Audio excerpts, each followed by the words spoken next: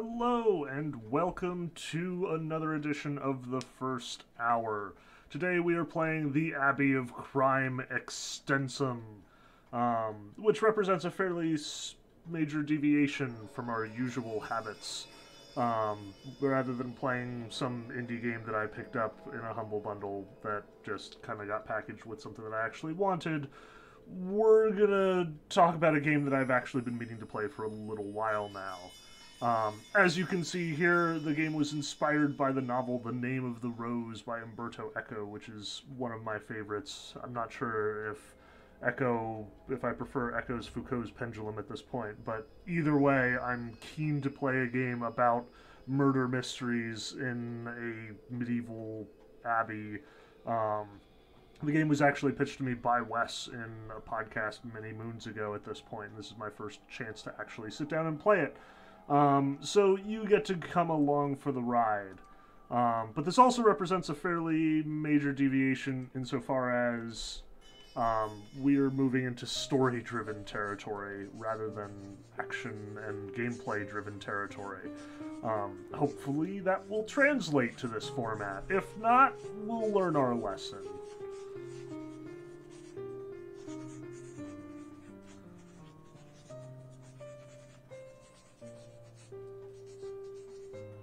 Is there a way to make this go a little faster? Apparently not! I missed all the opening because I was impatient. That was moving rather slowly, though. Alright, what's going on here? Okay, I am apparently controlling things. But dang if the keys aren't weird. We have... Control is classic. Okay. That's comforting. Am I clicking? What's the deal? Apparently pushing the arrow keys around makes for some fairly strange behavior. Up and down work, sort of. Like this is down, this is up. Now I've apparently bumped into Sean Connery. What is even happening right now?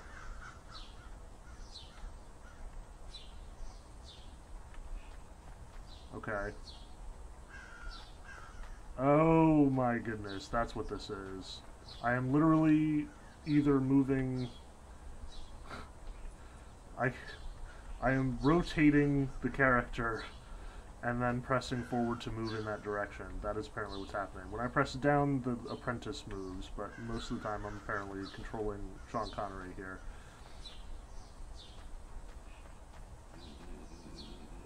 Welcome to the Abbey, brother. Why, thank you. I'm glad that I figured out how to move in. I'm Remigio the Cellarer. Ugh, if only people were still cellarers. The abbot is waiting for you. Okay, cool. Let's do that. Right? Perfectly oriented. I feel like that's a bit of a backhanded compliment, actually. Iron altar oriented the east. Of course, like you do.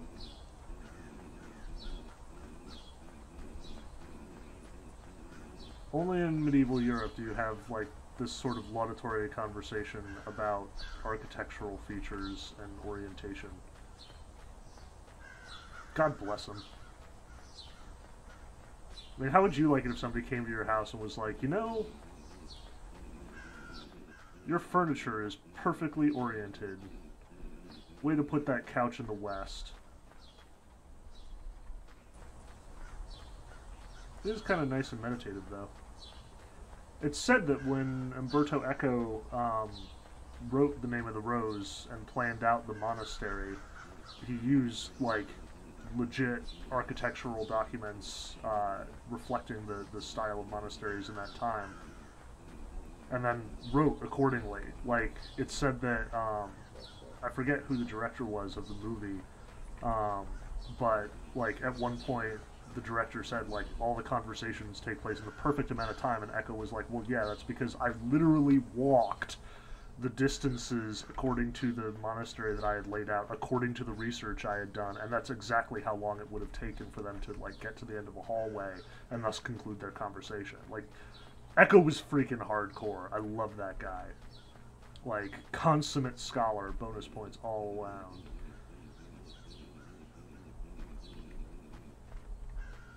I imagine that the game took quite a few cues from that. Well, that's some dramatic music. Why, thank you. What? Something terrible? A Delmo? In the ravine?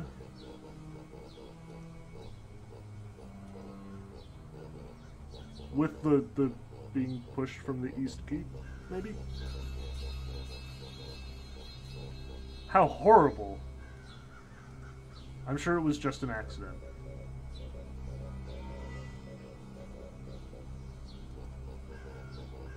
Are we going to exhume a body? I feel like that might be a little bold for all these monks.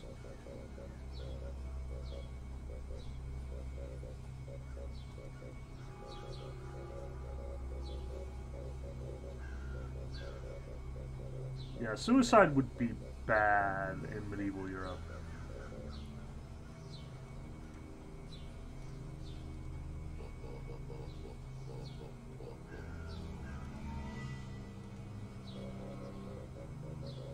Yep.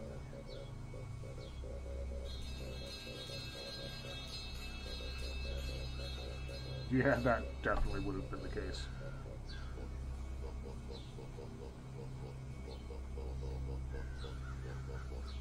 Text is, like, painfully slow here. A crime?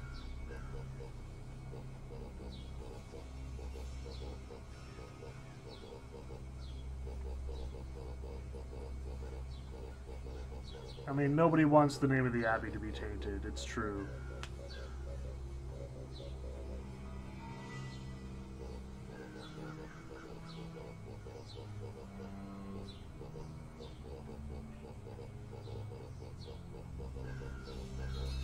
I mean, that's only fair. If you're going to live in a monastery, you kind of have to play by all of their rules, crazy though they may seem to our sensibilities.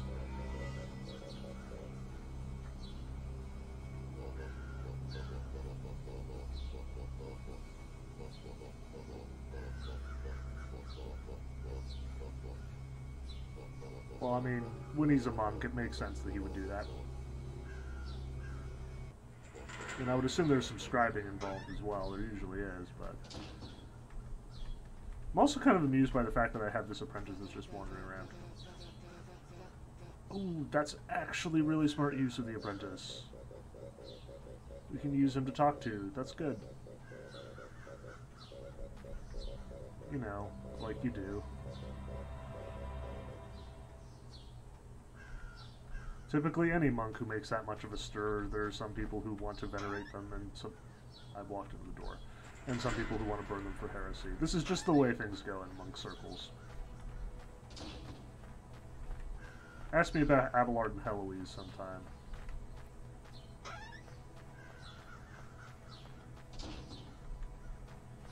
Ray wandering around the monastery.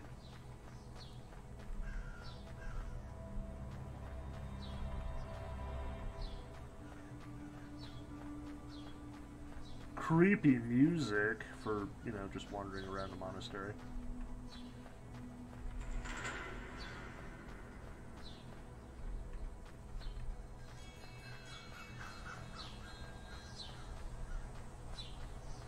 Alright, this area we've been in. I walked here with the abbot.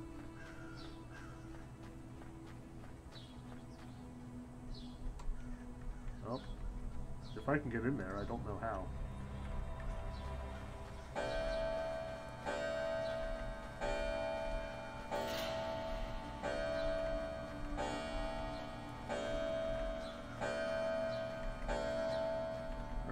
Come all the way back to my cell again, I assume? I kind of want to visit the library. Like, that's one of the big things about... Yep, this is my cell. Okay. I remember where I am. One of the big things about the Name of the Rose is that the library is supposedly, like, such a big deal in this monastery, and it's been very well kept, and everyone's really excited about it. And I don't know if this counts as a spoiler or not, but it definitely burns down climactically towards the end of the book. Apologies in advance. Maybe you should just go read The Name of the Rose if, in fact, you were worried about me spoiling it, because I suspect that there's going to be some overlap here. Assuming I can ever find anyone. I mean, I found a monk, so, you know, progress.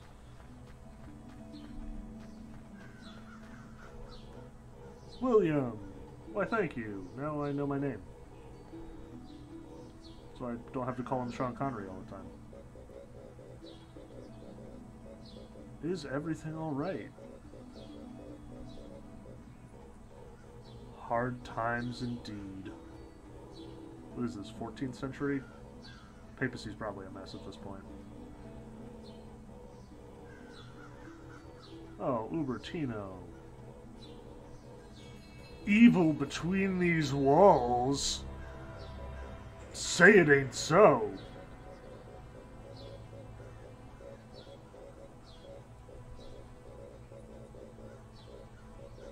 We're on the case. Lust? Arrogance? In a monastery? Feminine? Devilish? In the what? The boy that died. Was he the recipient or the perpetrator of these indiscretions? I mean, arrogance is always a problem in a monastery. Like, everyone is super worried about arrogance all the time. The illusion of the knowledge.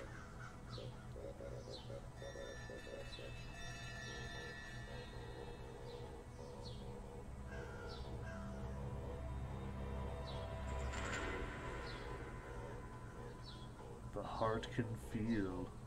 It's a little shy of forensic evidence, but I guess we'll take that. Gonna have to talk to people, okay? Gonna talk to people, assuming I can find the people.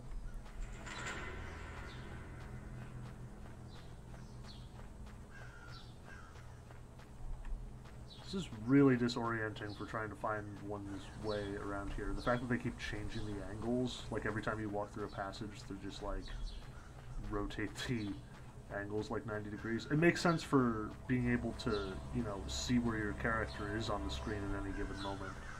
But it's a little rough in trying to sort of build a mental map of this place.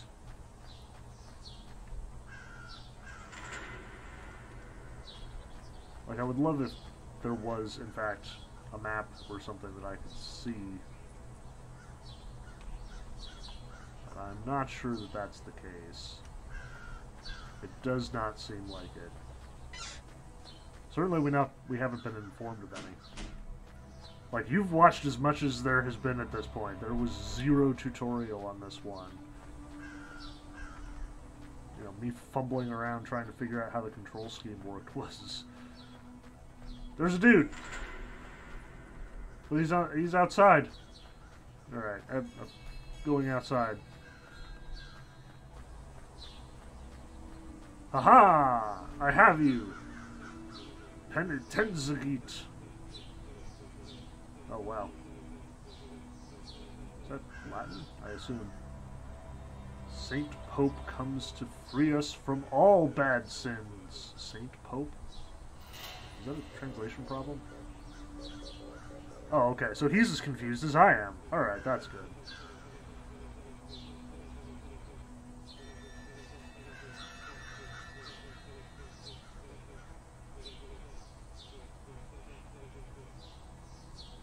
Something about we owe penitence? Do you know the Dulcineans? Me not know. Okay, so he's also agrammatical here, or perhaps just in Italian/English, whatever we're speaking.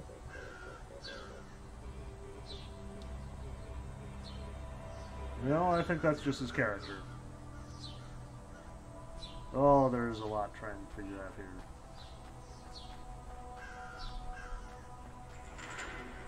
Okay. Found a door. Ready for outbuildings. And we can't get into it. It's fine. It's fine.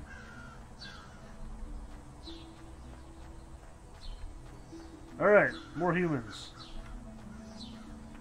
Who is that? Severinus, the herbalist. Very good. I suspect we might need a healer if we're in the middle of a murder mystery here.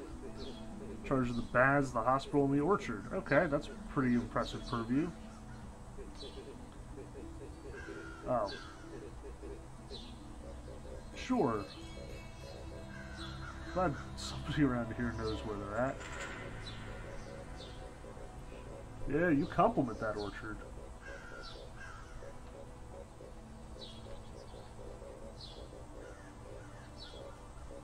Yep, gotta have everything in your monastery. It's not like you can just go out and get that stuff elsewhere. At least not reliably.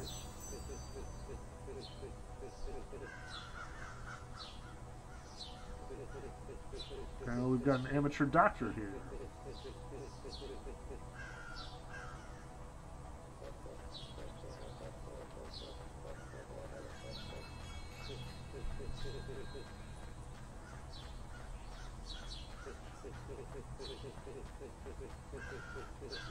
Painting miniatures at the scriptorium, huh?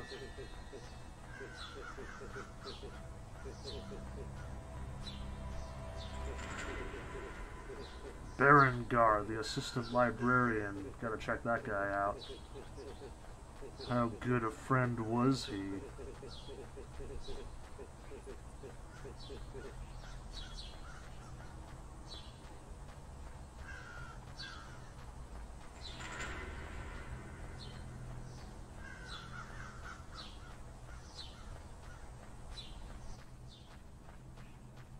Did you really just bring me back into the monastery that I've been wandering around trying to escape for ages? This is the refectory. Okay. Must come here at meal times. Sit to the right of the abbot. Okay. As a guest, I suppose that makes sense. Oh, my apprentice.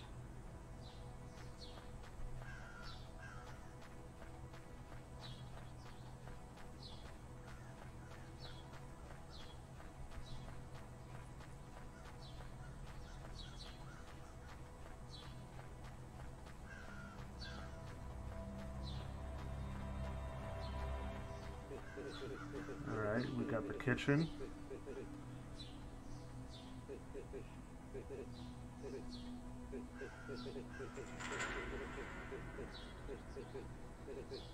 Scriptorium on the upper floor, that's where we definitely need to go, because that's where Berengar is. Mental note.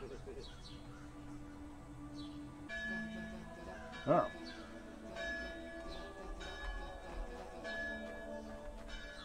I'm glad that you know where you're going.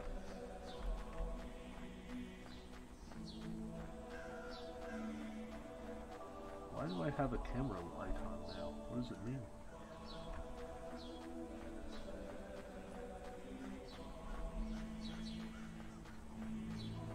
Okay. Refectory.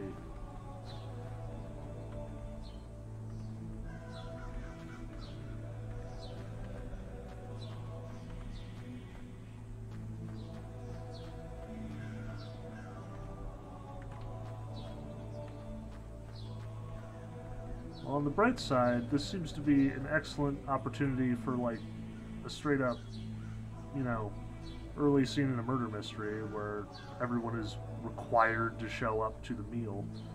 Introduce yourself to all the characters. Alright, I assume I'm actually in the abbot spot.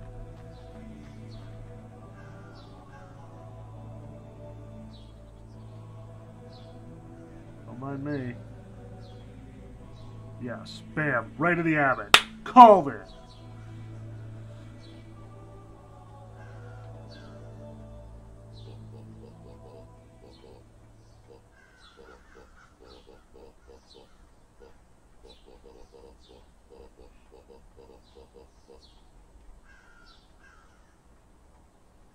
How do you do?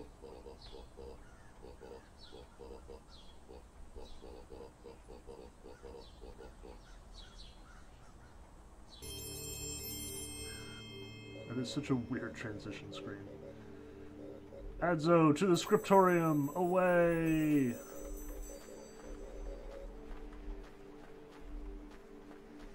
so if it isn't obvious, monastic life was very rigorously organized around specific prayer and meal times. Like, you did not mess with the schedule in a monastery. Which actually makes it kind of perfect for the murder mystery format, because, like, everybody is in predictable places at predictable times. Makes for great alibis. Like, it's actually really ingenious that Echo adopted the sort of murder mystery genre and placed it in a medieval monastery, except for the fact that it was, like, super academic and nobody cared. Alright, so we have in fact made it to the second floor, but we do need to find the scriptorium.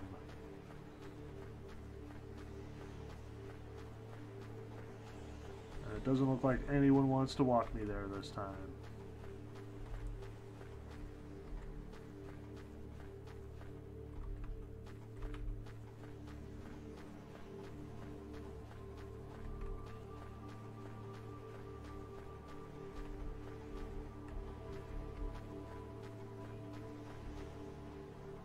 Well, I found another staircase. Not sure. Nope. I think I just went in a circle.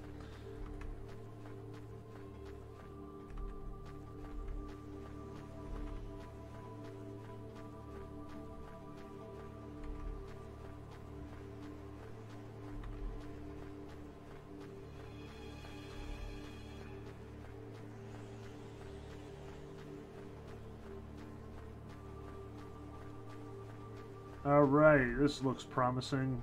Look at all these monks at various tables, presumably copying.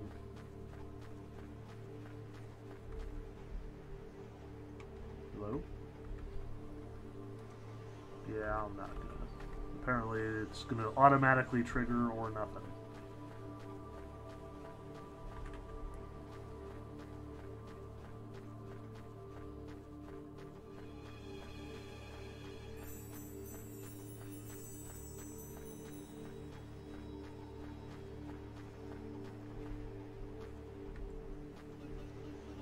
Berengar! He's making a break for it. Oh wait, no, he's just trying to pathfind his way to me. My mistake. I'll show you Adelmo's desk. Okay, cool.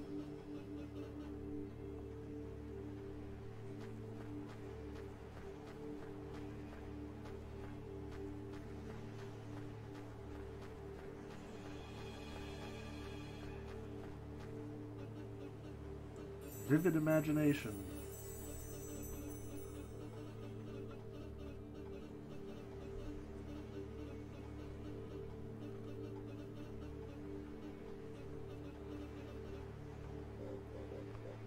Excellent illuminator.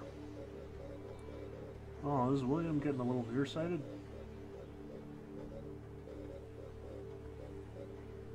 Oh no, he's just that good.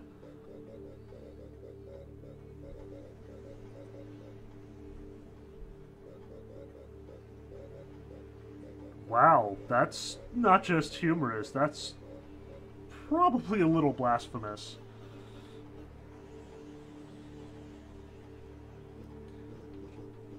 Really? Tee-hee-hee? Who's this guy? Bum-bum-bum.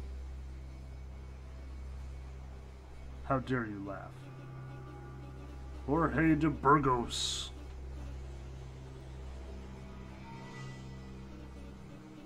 Oldest man in the Abbey. It's like his one character trait.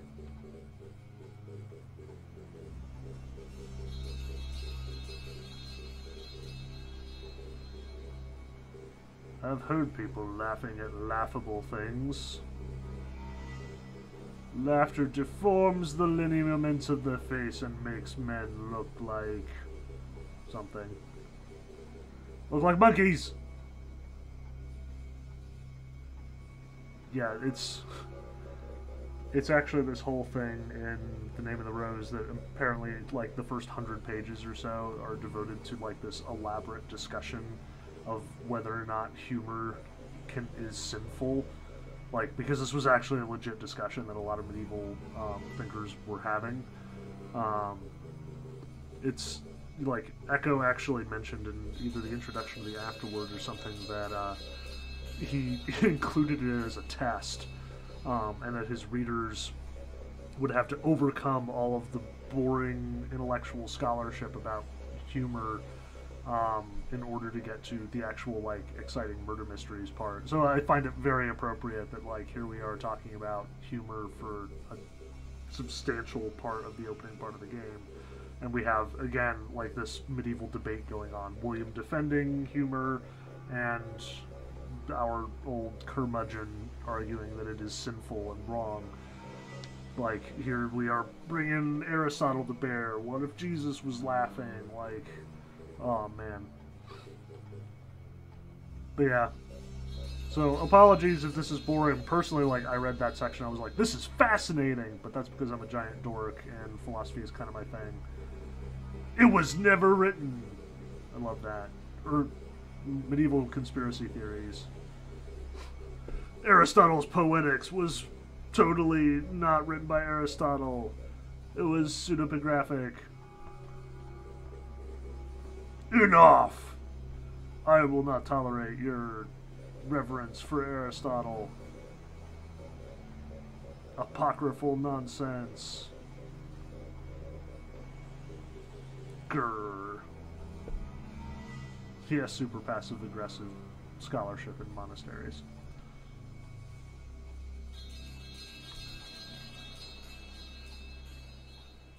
Another Kenny heard from? Nicola the Glazier.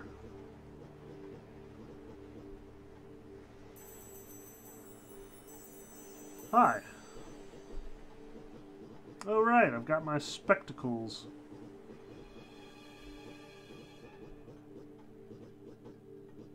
Yeah, it's medieval Europe. The printing press hasn't been invented yet. This stuff is brand new. Like, what is commonplace at one monastery may be completely foreign to another. Alright. I would like to get a better look at the manuscript thing, but I guess I have yet to figure out how exactly that would work. Like, we have glasses in our inventory, which, you know, would make a great sort of diegetic explanation for, like, the look command. But, yeah, that's not happening. Oh, boy. So who's this fella? I can't go to the library. Why not? That's, like, the place I'm most excited to go. Well, fine. Be that way. Well, now what? I guess I should go visit the Glazier. In the basement, I think?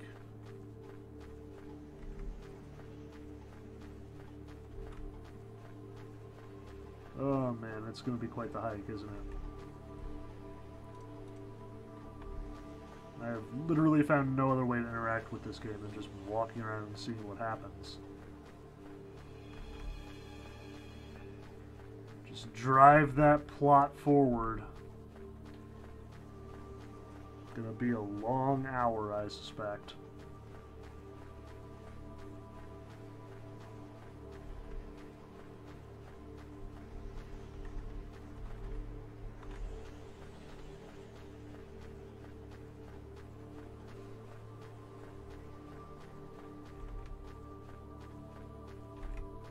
Hooray, stairs!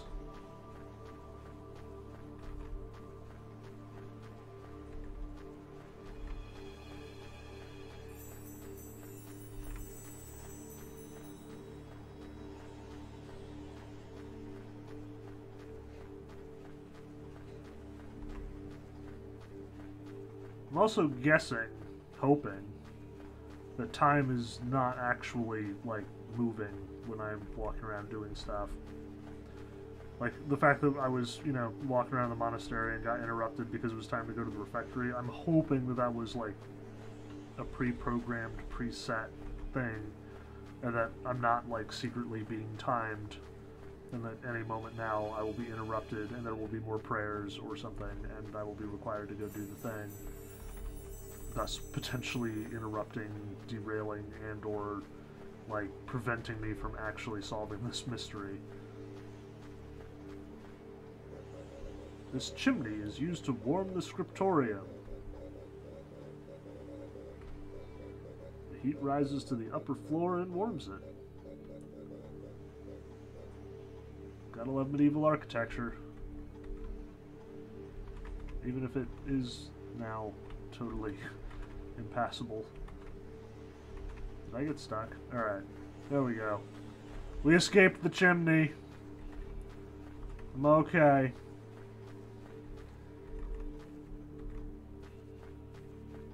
But seriously, how do I get to the basement?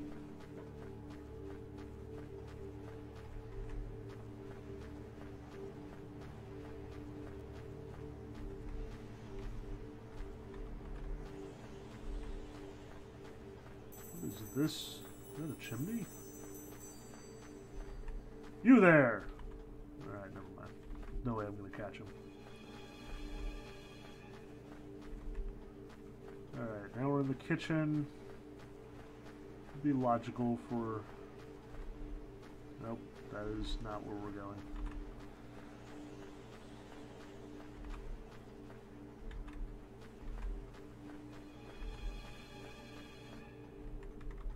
Alright, we are not talking to him apparently. Is this a passageway or is this just a dead end? No, this is a dead end. Totally an illusion. Isometric design here is at least partially working against us.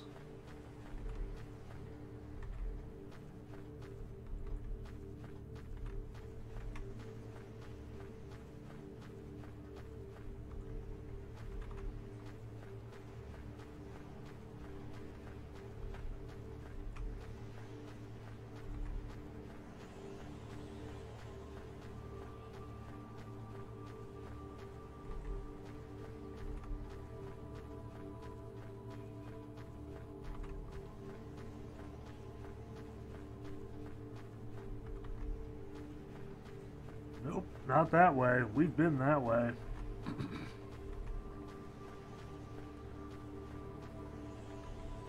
Just driving him into the stairs.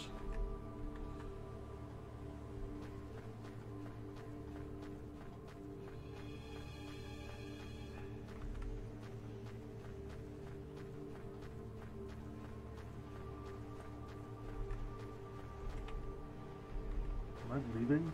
Yeah, I think this is the way out. But who knows?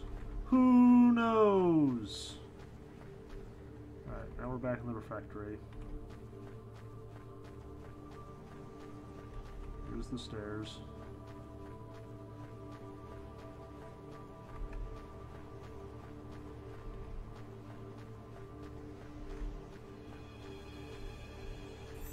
This horrible feeling that I'm going to be spending the rest of my hour wandering around looking for the glazier.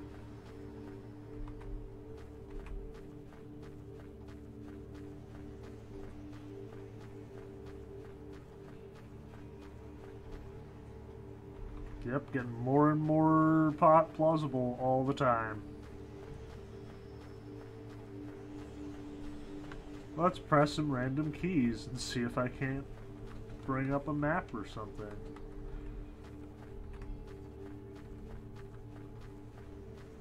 Oops, that was not it.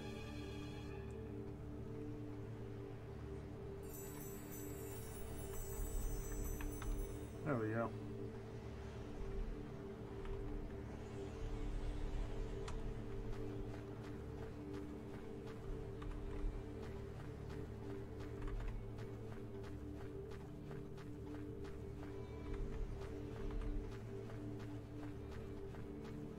Guess we'll go out and explore the grounds then? Look for a cellar door, maybe? I mean, we already met the cellarer, so presumably there is in fact a cellar around here.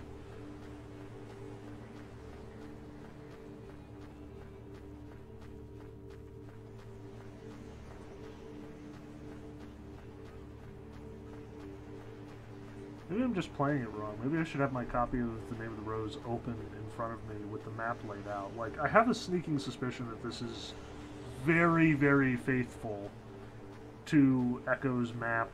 Ooh, the cemetery. To Echo's map, to the movie that used it.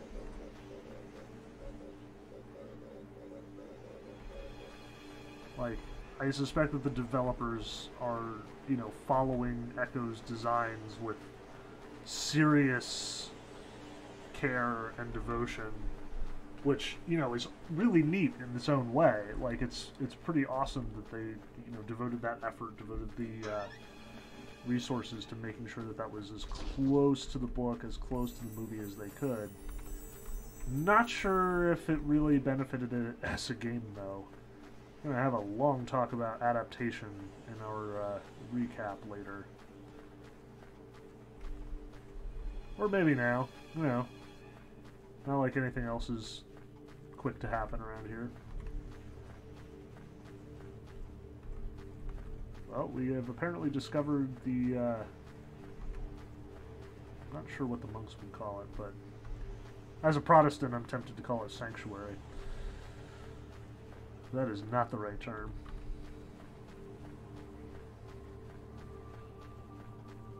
Yeah, I think adaptation is a fascinating sort of thing to examine and study. Like, I frequently find myself thinking about the way that, like, different media can represent a given story or you know, way of doing things. Like, you know, I've had lots of opportunities to sort of think and talk about how, like, P.K. Dick's stories get adapted in the movies so frequently, why he's so easy to adapt, like, and how, you know, a weird adaptation is often better than a more boilerplate one. Like, I think of, like, Blade Runner as an adaptation for Do Androids Dream of Electric Sheep, and it's, like, hugely different from the book. But it works because it captures the theming, it captures, you know, a lot of the critical details. It just does not capture the tone and doesn't strive to. And I think it works as an adaptation as a consequence. Like, they're not slavishly devoted to, you know, we're going to get every single beat of the original P.K. Dick novel. Instead, they see the novel more as an inspiration. Like, okay, you said X, well, what happens if we follow that through to Y and Z? And the translation from movies or from books to video games is an even more strange one, because, you know, the adaptation process involves a complete change in the way that your audience interacts with your medium. Like, it's one thing when you adapt, like, a book or a graphic novel to a movie. You know, you have an essentially static relationship with a book. Like, it tells you its story, and you just sit there and listen and watch. Whereas in a video game, you've got to actually, like, interact with it. So, you know, adapting The Name of the Rose to a movie, like, from the book to the movie, wasn't too huge a jump. But this... you know, we're walking around forever and ever and ever. And while I think that that does in some ways adequately capture what that book was really all about, like the sense of wandering around this monastery, of, you know, all these layers of history and meaning that Echo is tinkering with here. Like, I think that this is very faithful, just not very fun. It's a sort of fascinating misstep in adaptation, I think. Which video games always have this weird relationship to adaptation anyway. Like, you know, Extra Credits literally just released a video this past week on how there still, after all these years, has not been a really knockout, really standout video game movie.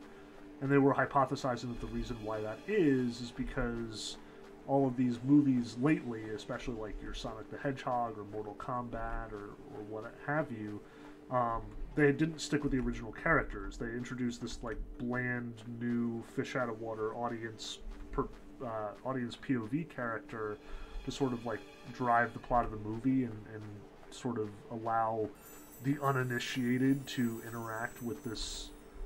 Hey, it's the Abbot. To interact with this medium that all these video gamers really cherish and adore, and they were arguing that, well, this is just a fundamental misstep. Like, the reason why all these people like these video games is because of these really interesting characters, because of these really striking relationships. To just hamper that, really rude. To hamper that by, like, introducing this character that nobody is ever going to like, that is totally irrelevant to the plot, that isn't anything that anybody has ever identified with or cared about, and then force the audience to like them first, undermines why all those people like those video games in the first place. Like, who cares about, you know, white bread Mortal Kombat character? Like, I want to know about Scorpion and Sub-Zero and so on and so forth. But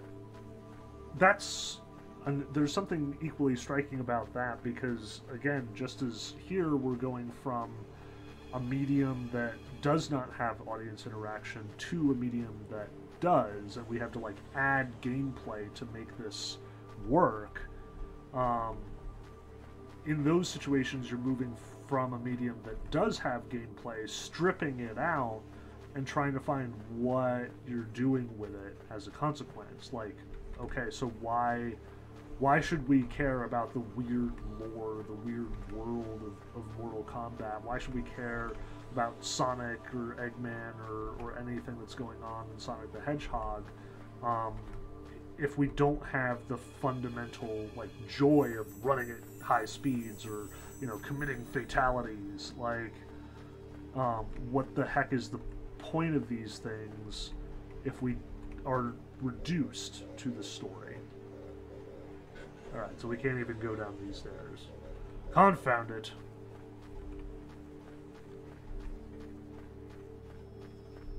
So I think in both cases we have something really strange and unique when you adapt to video games or from video games.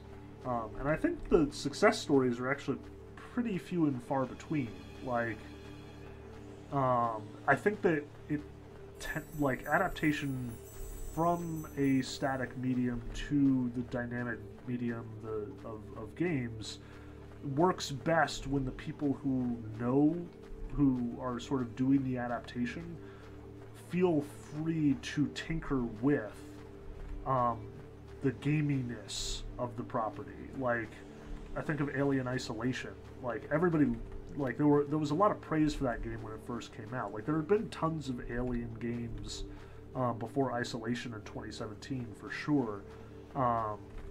Like, Alien vs. Predator had, like, a huge following, and, you know, there were other Aliens games that had sort of done something similar. But what Isolation did so well, what everybody was so excited about, was the fact that it very much adapted the first Alien movie, the, you know, hiding and the fear of being tracked or, you know, followed by this, like, impervious, totally, you know, powerful being, and being helpless.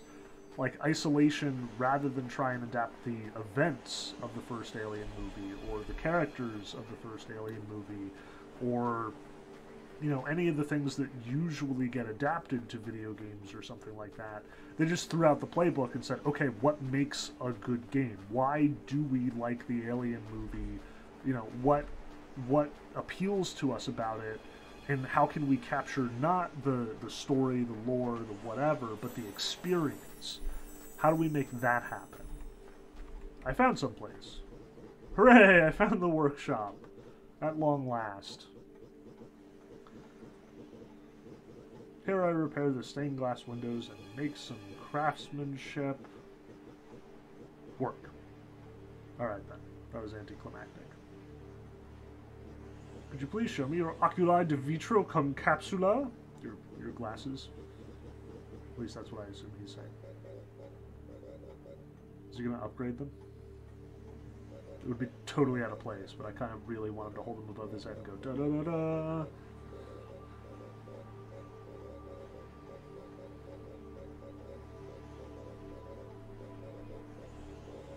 Hooray, early optometry. Little misspelling on the witchcraft there, but yep, it's not wrong.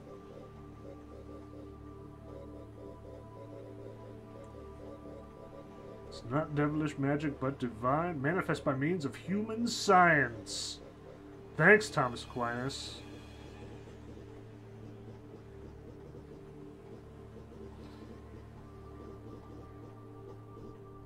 Kept in the library about magic tricks. A light can be seen in the library, huh? Mysterious. Monk ventured in the library at night to look for a book, and had some strange visions. So there's definitely some weird goings on in the library. Nearly didn't come out of the labyrinth. As I recall in the book, you're not allowed to go into the library for quite a while either.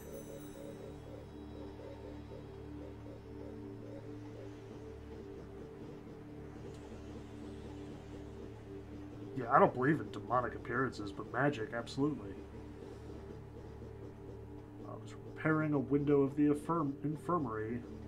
I was eyeing a book from Severinus that explained how to spread a lamp's light, I assume? Lamp's wick, with certain substances to cause visions. Oh good! The library is experimenting with hallucinogenic substances. But nope, there's no devilry or witchcraft here.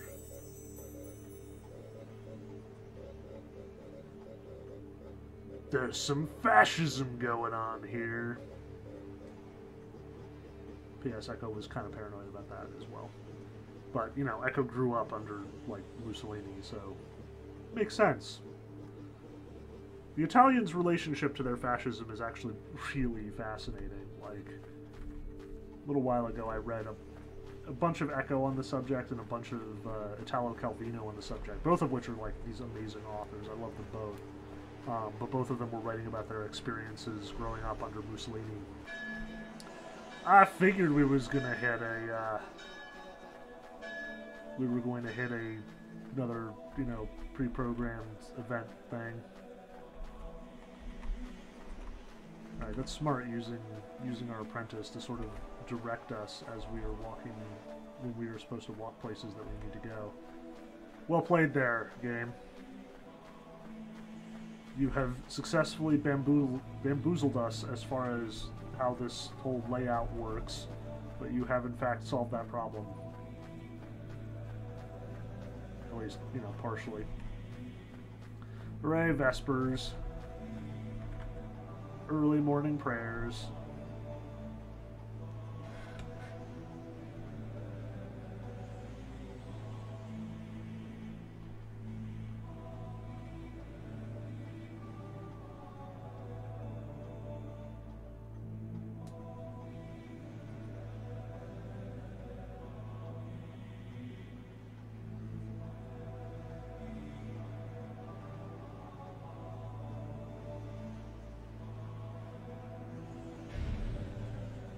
Rough. Just locked out, dude. I think we are watching the game try and pathfind all of the characters into the church. Like, this is so weird. Because now that they've closed that door, like, this guy is going to walk around half the monastery in order to find his way there. I assume. Unless we're watching it for some other reason. Like, if there's, in fact, a, you know, despicable intent here. Okay, so he is just literally going to chill in the kitchen. Okay, what could possibly go wrong?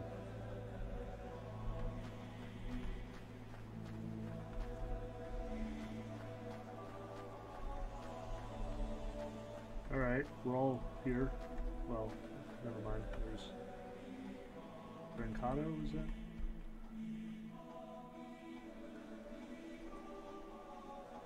Well... Are we waiting for the guy in the kitchen? Or are we gonna just do this? Okay, he is in fact here. Apparently got very lost. Or was he doing something else? Yeah, let's pray.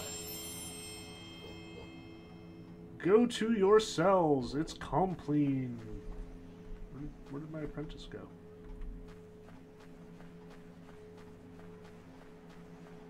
Oh, wait for me.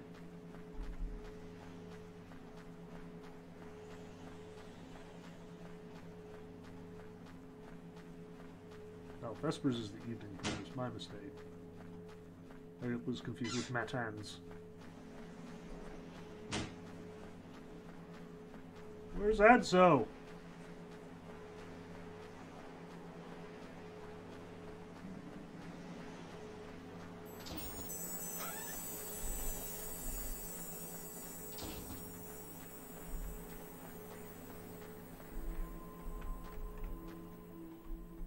Well, I guess they can use that door, but I can't.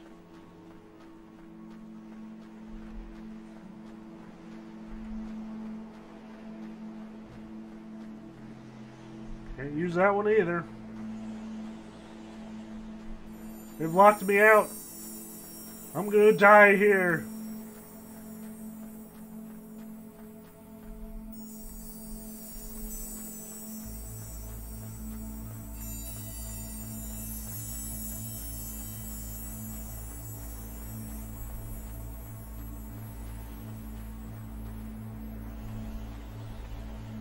No? Take it this way. This is not a door.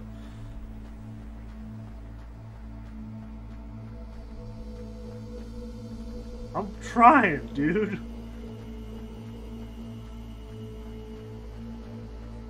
Walking is much more difficult than you might expect. And he is being just...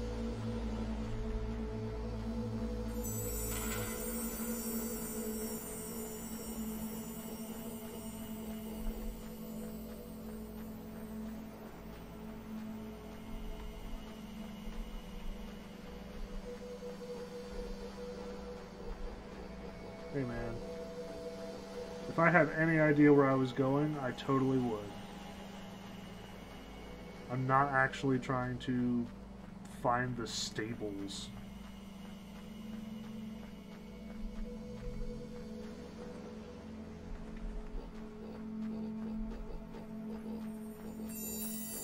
You're not my mom! Alright, I've escaped him. I can try and find where I'm supposed to go in peace. Never mind. I was a fool to think it would be that easy.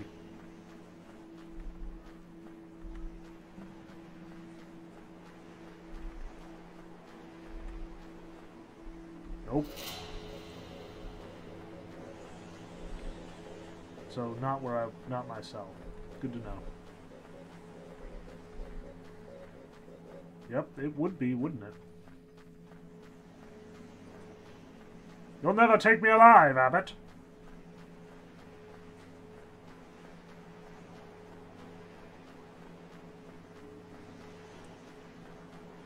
I'll die before you catch me.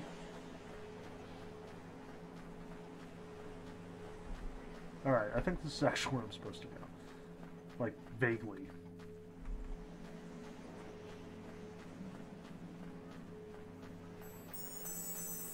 So long, Abbott. Nope. Let me guess. Alright, can I, like, follow him? Will he take me there? That seems plausible. I have to imagine that these designers were all, like, killing themselves working on the pathfinding for the AI. And just... like, that was where all of their time and effort went into it. Like, they built this beautiful monastery, like, following every instruction from Echo and Company, and they're like, yes, our masterpiece is complete, and then they, like, put all the AI characters into it, and they were all, like, bumping into walls and walking around randomly and, like, stopping up the game, and then I have to imagine they were like, alright, we have to solve this, and then they did, and then they were like, okay, we spent all of our money and all of our time, and there's nothing else we can work on here. Okay, we are literally back at the church. Why have you done this? What is wrong with you? Why do you hate me?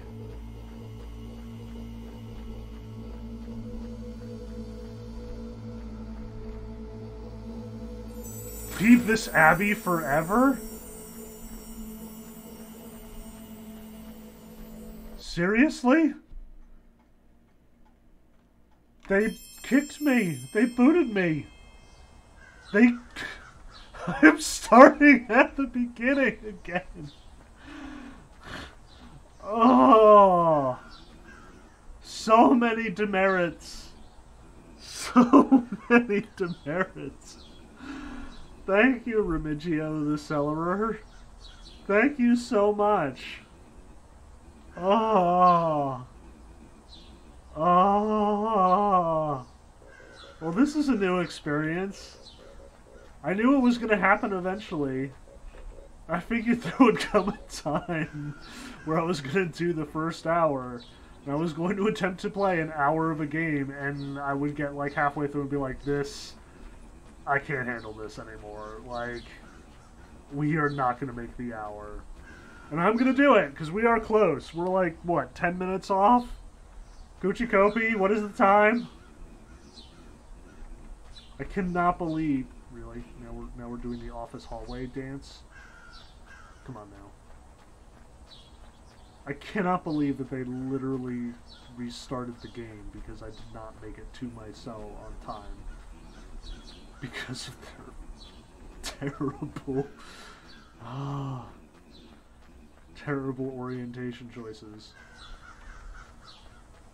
I mean, I get it.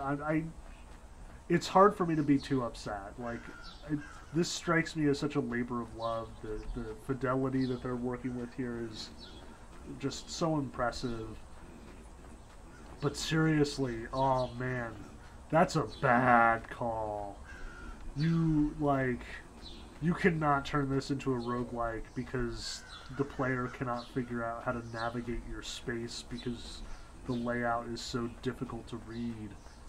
Like, dang. Dang. I mean, some of this is probably on me because I'm not, like, trying to memorize how the layout is. Like, right here, we're at the cell.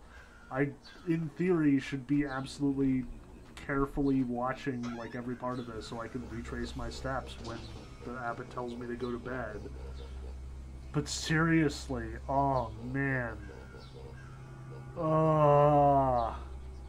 I'm gonna while out these next, what, 4 minutes doing the same exact stuff. Ugh. Ugh. What? Adelmo fell from the keep windows. He's dead. But you buried him in the cemetery. Oh, spoilers. Yeah, I don't know, guys. Like, I am doing my best to be game for this. I really am, but, man, it is... I cannot imagine what someone just blindly walking into this game would think about it. Like, this is some antiquated design, like some 90s level nonsense from, you know, the old Sierra adventure games, like friggin' Shivers or something. And... oh, it's not doing much to grab or hook. Like, you gotta be a hardcore Echo fan to get anything out of this. And I'm enjoying it on that level, sure, but... it does not bode well. One of my brothers has committed a crime. Was it not giving me a map of the monastery?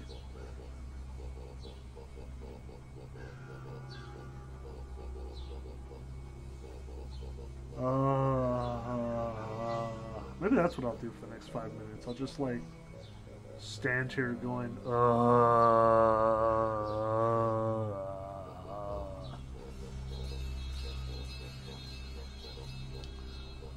I got cast out, everyone. I got thrown out of the monastery for not going to my bedroom fast enough.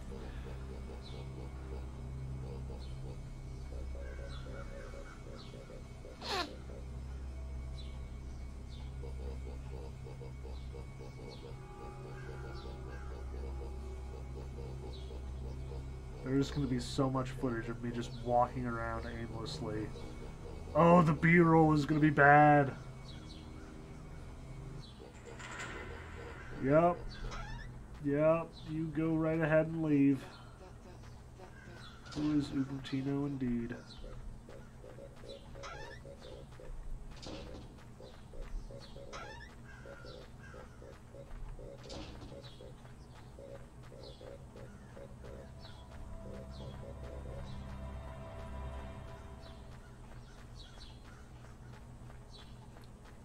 Alright, so what do I have to do next? Alright, let's get a sense of our bearings first so we do not, in fact... Okay, it literally was that close. Like, if I had just gone through these gates instead of following all of the monks like I've kind of been trained to do...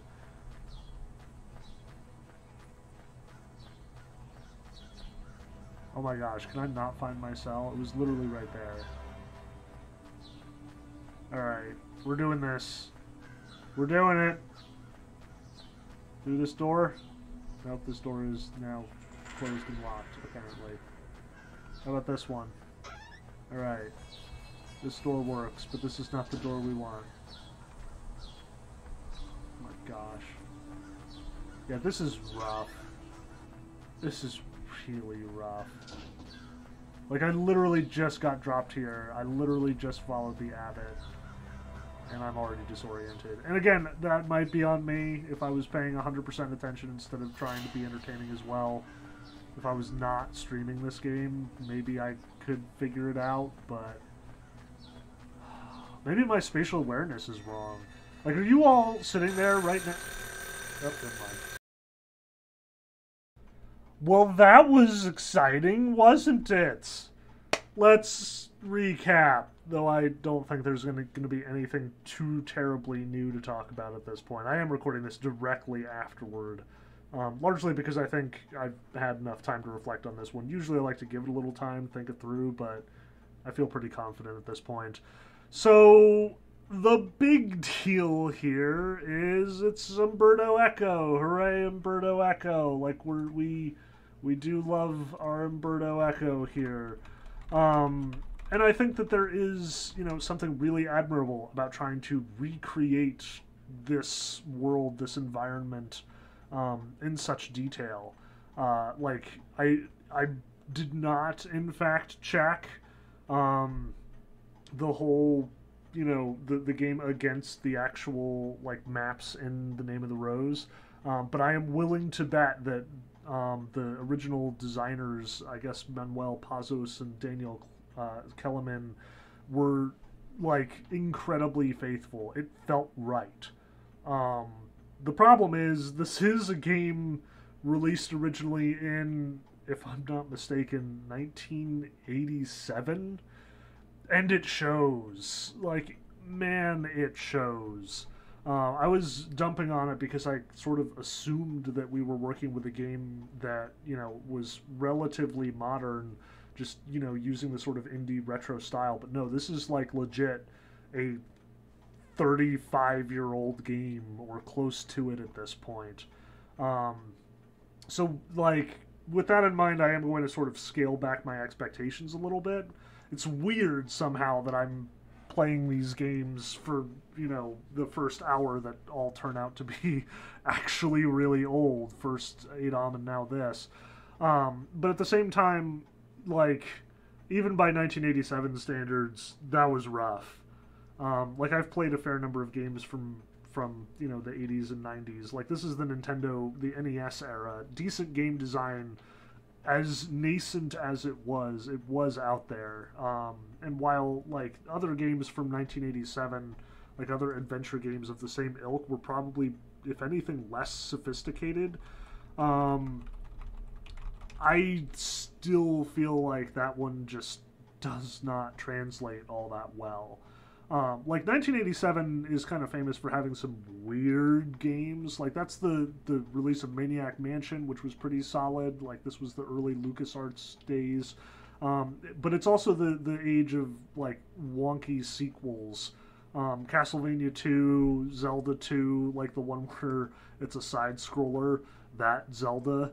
Um, Obviously the book had not been written on how game design is supposed to work, and people experimenting, that's a good thing. That's how we get to the present and the updates and stuff. But oh man, yeah, like that was rough. So let's talk. Let's jump from our recap to our good and bad decisions here. So what was good, what was bad? What was good is, again, it's faithful, and I truly respect that. Like, again, especially knowing that it was made in 1987, that this isn't sort of like a relatively recent indie game. Like, that showed a lot of love. Obviously, somebody cared about the movie. Obviously, they cared about the book. Obviously, they wanted to recreate that space, to actually set a game that was in a medieval monastery, not just any, but the very one that Echo had designed. And they nailed it. Like, I cannot emphasize enough how well they succeeded at capturing this idea of just walking around this monastery, the sort of pacing and quietude of the medieval monastery, and like what Echo is doing by having William and Adzo sort of like leisurely go from conversation to conversation. It captures the pace of the book well, and it captures that experience well. But we gotta talk about the negatives. Like, I am putting as positive a spin on this as I possibly can. The fact of the matter is, this does not translate. 35 years of game design render this really difficult. And I tend to try and be as generous as I can. Like, I have a fairly limited tolerance for adventure games, just generally. But I've seen good ones. Like, I've seen the success stories of the Wajidaya games. Like, I've played all the Blackwell games. I've seen a lot of good LucasArts stuff. I've played Grim Fandango. I've played Secret of Monkey Island. I know how to make an adventure game work. Like, I've watched people succeed at that. I've watched people update the original formulas of the 80s and 90s and make them into something really compelling. What's more, like, I've played enough of the games from the 80s and 90s to see what worked then. Like some of the old text-based adventure games. Like, I've played the Hitchhiker's Guide to the Galaxy text game, or I've played Myst. I've played The Seventh Guest. Like, I've seen a lot of the most effective use of the technology. And that was not it. Like, that rang much more as a labor of love for the thing that they admired, for the thing that they wanted to capture. And they, it's obvious that that's what they cared about, because that's what they got across so well. And I imagine that this was like legit groundbreaking. If the pathfinding, as I was mentioning, if they were working so hard to make that happen, in this complex space, that's an achievement in 1987. Like, that level of AI was not something that you would find very readily. Like, this is only a year after the original adventure of Zelda, and the pathfinding in there is much less sophisticated. Like, you've only got, one screen at a time, and yes, the AI is, wandering around obstacles. You got the Octorok shooting down the lanes and stuff, but nothing nearly as sophisticated as having these isometric characters navigate this complex monastery in order to get from place to place. Like, they totally could have cheated out and had the characters just, like, zip to wherever they needed to be for prayers or for cutscenes or whatever the case may be, and they did not. Like, we saw that one character wandering into the kitchen, and I'm pretty sure that was them trying to pathfind his way to the church. But that's, as impressive as it is, does not a game make. And as awesome as the architecture and the design of the levels are, the fact that they kept flipping the perspective all the time, the fact that they didn't provide a mini-map or something, means that you were completely disoriented. And maybe part of this is not having the whole experience. Like, I said at one point, maybe I should go get my copy of The Name of the Rose and actually look at the map. I will bet you anything that the original game, like, when it was released, came with a map. I will bet you anything that there was an like elaborate manual that came with this game that filled in all the details, that gave you the information about the control scheme, all of that, because that's what you did in the 80s. Like, you packaged your game with instructions because that's how games had always been packaged. Like, you would demand your money back if you bought a copy of Monopoly and it didn't have the rule book in it. You would, Dungeons and Dragons is a game that is 100% rule book and also a piece of paper. Like, that's very much the sort of ethos, the sort of design philosophy at stake here. And I didn't have that, so I was, not playing the game effectively in that sense. But still, I can apologize until I'm blue in the face. The fact of the matter is that was rough.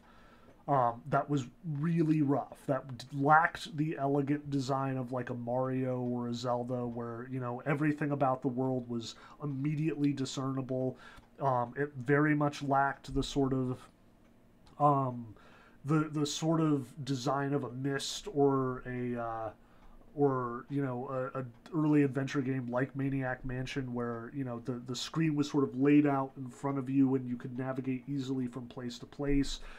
Heck, it lacked some of the elegance of even some of the early adventure games or the early dungeon crawlers, Arena and stuff like that.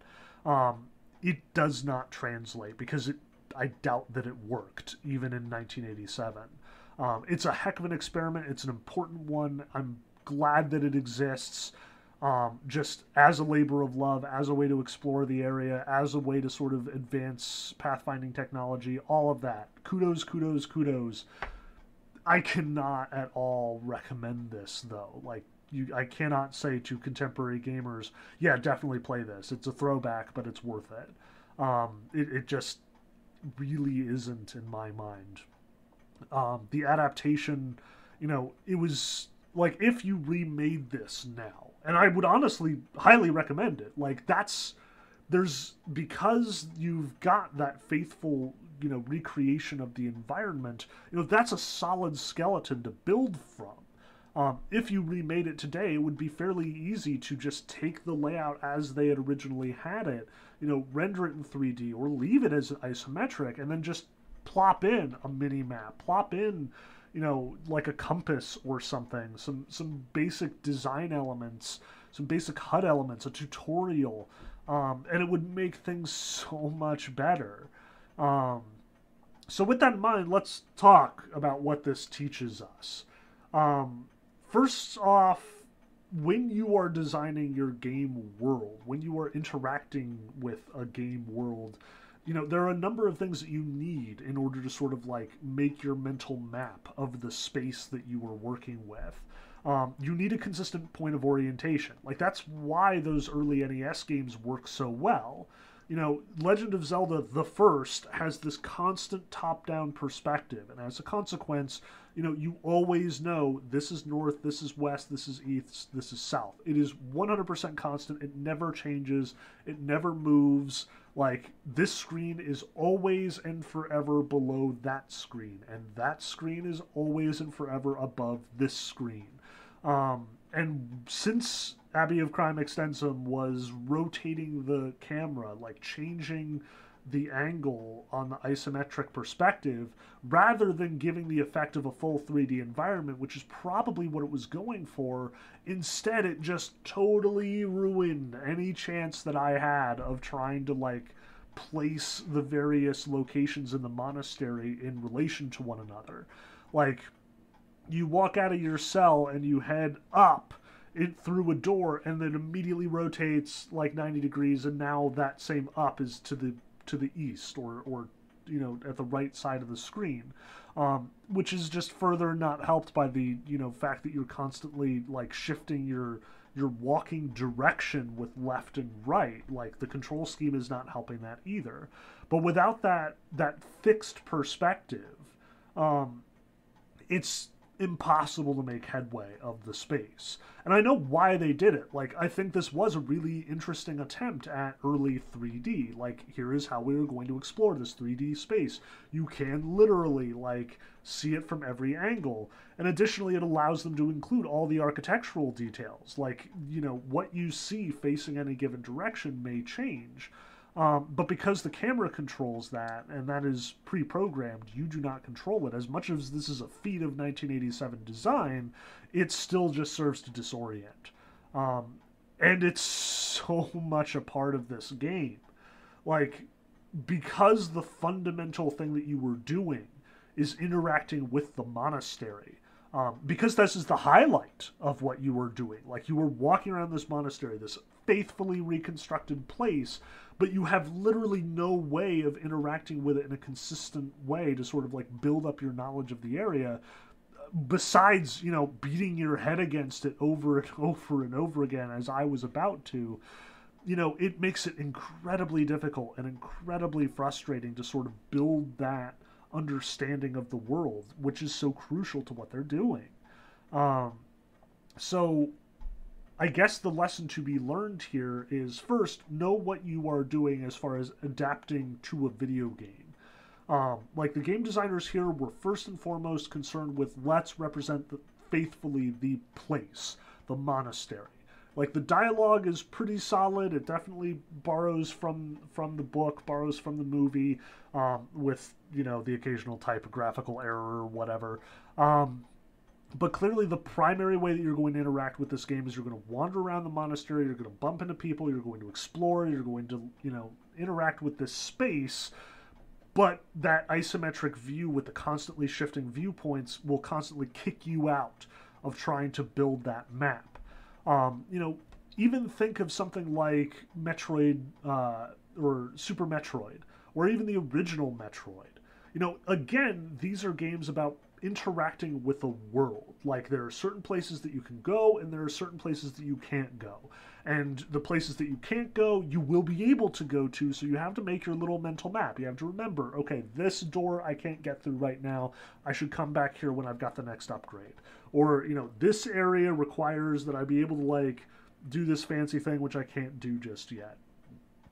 But by setting it in this constant, like, 2D perspective, by having left always be left and right always be right, by having your interaction limited to this 2D plane, and, you know, that perspective constantly fixed, like in Mario, like in Zelda, you know, like in all of Nintendo's games at this time, it makes it easier to make that map. It makes it easier for your player to interact with that world.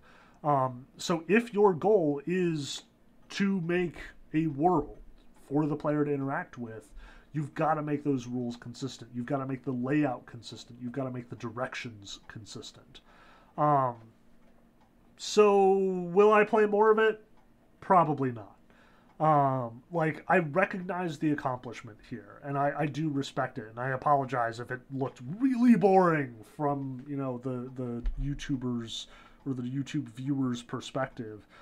It was really cool, and I'm glad that I took it for a spin, but I'm not going to continue with it. Like, I know where this story goes, and I would honestly rather read the book or watch the movie again.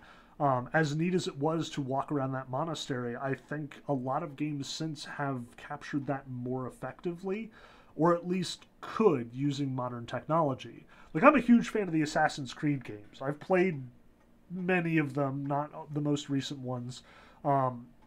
But I think of Assassin's Creed 2. Like, you walk around Venice, you walk around Florence, you walk around these big set-piece areas, and they're really cool to walk around in. And it's cool just to walk around in these places, you know, interact with the crowds. Like, the assassination missions and excitement and action and so on aside, as much as that's become what Ubisoft is focused on, what I've always loved about the series is just being in that space, being in that world. So I would 100% love to see a remake of Abbey of Crime Extensum. I would 100% love to see that monastery faithfully recreated in full contemporary 3D with all the tools that we have at our disposal. Heck, I would love to see it, you know, as a 2D side-scroller adventure game, or, you know, using sort of indie techniques to sort of like describe and fill out that space. I would love to see somebody take another crack at this. But this didn't work as it was. It was a good idea. It was an interesting idea, but I don't see a whole lot of advantage to beating my head against trying to figure out the layout, trying to coordinate the camera angles, trying to, place all the things just purely by trial and error. And the mystery, as interesting and cool as it is just not that compelling. Like, I love Echo's telling of the story, and I do fully intend to reread The Name of the Rose again. Absolutely. But that hour was enough for me in the Abbey of Crime Extensum. So do keep in mind that you can check it out for free. Like, I downloaded it for free. It's on Steam for free.